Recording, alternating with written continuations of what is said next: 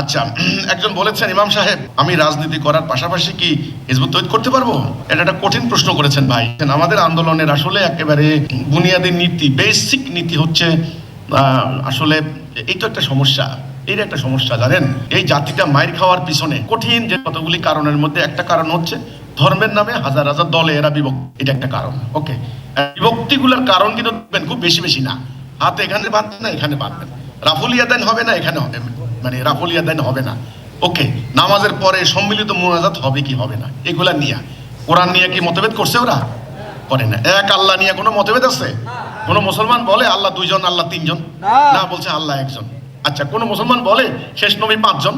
বলছে শেষ নবী মুহাম্মদ সাল্লাল্লাহু আলাইহি ওয়াসাল্লাম। কোন মুসলমান বলে যে কোরআন, প্রকৃত মুসলমান যারা বিশ্বাস করে এই কোরআন আল্লাহর না, এটা মানুষের রচনা, এটা কি বলে? কোন মুসলমান কি বলে কাবা পশ্চিম দিকে না উত্তর দিকে ফিরে নামাজ পড়ো, এটা কি বলে? তাহলে দেখেন, এগুলো নিয়ে কোনো মতভেদ নাই। মতভেদ কি?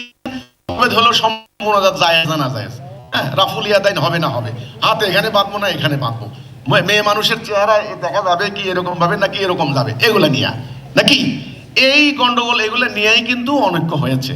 তো ধর্মের নামে এভাবে দল হয়েছে। আর এই মানে রাজনৈতিক আদর্শ, জাতীয়তাবাদ, ন্যাশনালিজম, সেকুলারিজম, তারপরে হলো আপনার হলো সোশ্যালিজম, এই ধরনের ইজম এবং ক্র্যাসি, ডেমোক্রেসি, এই ধরনের ক্র্যাসি, এই ইজম আর ক্র্যাসি এগুলো কিন্তু ওয়েস্টার্ন সিভিলাইজেশন থেকে আসছে, এগুলো ইসলামের মতবাদ নয়। তো এই রাজনৈতিক মতাদর্শকে অবলম্বন করে হাজার হাজার দলে ফেরকায় বিভক্ত হয়ে গিয়েছে। ঠিক ধর্মীয় দলে বিভক্ত, এই জন্য তো মাইটটা খাচ্ছি আমরা নাকি। দেখেন, আমাদের দেশে একদল লোক 16 বছর দেশ শাসন করেছেন। ওনাদের দলীয় একটা ট্যাগ ছিল, ওনারা হলেন ধর্ম নিরপেক্ষতাবাদী, সেকুলার ডেমোক্রেটিক।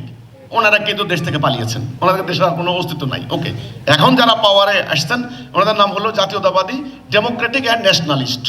ওকে, তাহলে জাতীয়তাবাদী গণতান্ত্রিক। তো এখন ওনারা দেশ শাসন করছেন।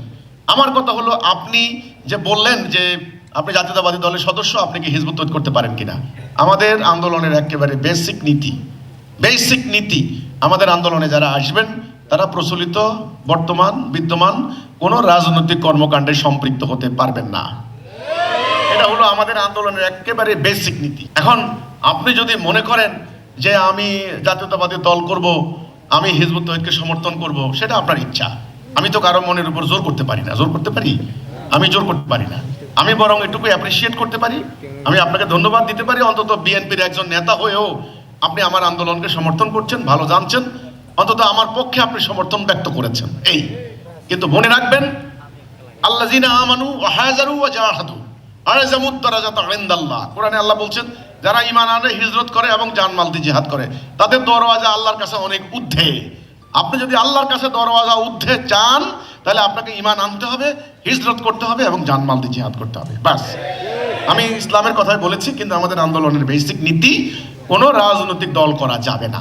এখন অন্য কোনো রাজনৈতিক দলের কোনো নেতা কর্মী যদি আমাদেরকে সাপোর্ট করেন, এই ব্যাপারে আমরা তাদেরকে ওয়েলকাম জানাচ্ছি, ধন্যবাদ জানাচ্ছি।